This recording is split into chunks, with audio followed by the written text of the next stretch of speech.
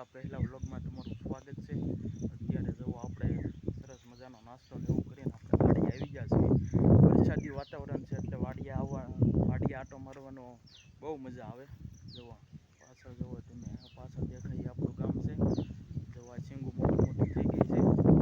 ઓળાની શીંગું આપણે વાવી દીધી છે અને આ ખેતર છે એ બધા ખાલી છે, એમાં આપણે શીંગું વાવવાની છે।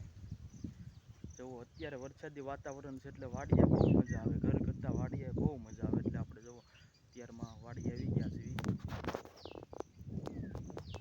જુઓ મિત્રો આપણી શીંગ મોટી થઈ ગઈ છે, આમાં ફૂલ આવી ગયા છે અને આ આપણી શીંગ ઓળાની શીંગ વાવી દીધી છે।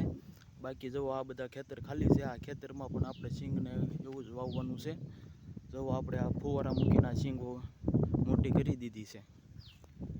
જો આપણે પાવડો બીજી વાડીએથી લઈ આવ્યા છીએ અને પાવડો લઈને બીજી વાડીએ જવાનું છે ને આપણે જીસીબીથી થોડીક વાડી લેવલિંગ કરી હતી એટલે એનાથી પાણાને એવું વીણવાનું છે। જો આપણે પાવડો લઈને એ વાડીએ જવાનું છે અને જુઓ સાટાઈ ધીમા ધીમા ચાલુ થઈ ગયા છે। હવે આપણે વાડીએ જઈએ છીએ, બીજી વાડીએ આવી ગયા છીએ। જો અહીંયા પાણા વીણવાનું કામ ચાલુ છે અને અહીંયા ચાલુ છે। લેવલિંગ કરી નાખી છે ને વાડેથી બહાર કરી નાખી છે। થાંભલા મૂક્યા છે, 15 ફૂટે ખાડા ગયા છે। જો તાર ફેન્સિંગ કરે છે, આખી વાડી ફરતું તાર ફેન્સિંગ કરવાનું છે। જુઓ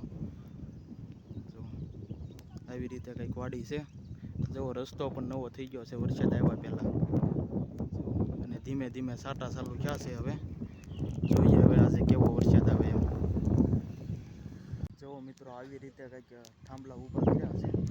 તો પહેલાં અહીંયા દોરી બાંધી દીધી છે અને પછી જો આવી રીતે થાંભલા ઊભા કર્યા છે। જુઓ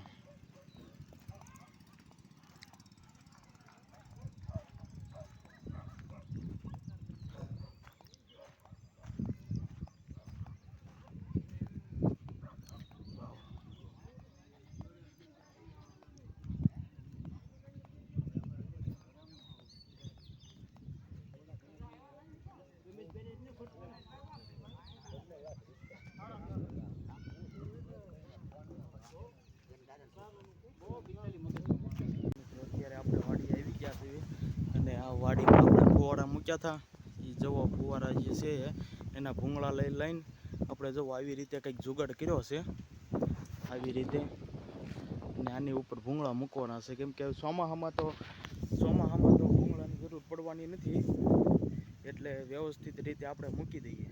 એટલે જુઓ આવો કંઈક જુગાડ કર્યો છે અને એની ઉપર આપણે બધા ભૂંગળા મૂકી દઈએ એટલે સહી સલામત રહે।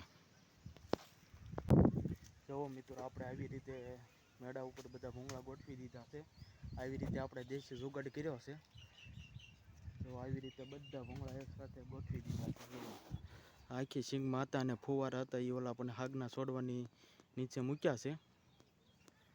તો આવી રીતે કંઈક આપણી શીંગ છે અને જુઓ આવી રીતે જુગાડ કર્યો છે, આવી રીતે ગોઠવા છે એટલે સહી સલામત રહે, કોઈ પણ જીવજંતુ ભૂંગળામાં ગળે નહીં અને ઉંદેડા કે કોઈ વસ્તુ કંઈ કાપે નહીં। જુઓ આવી રીતે મૂક્યા છે।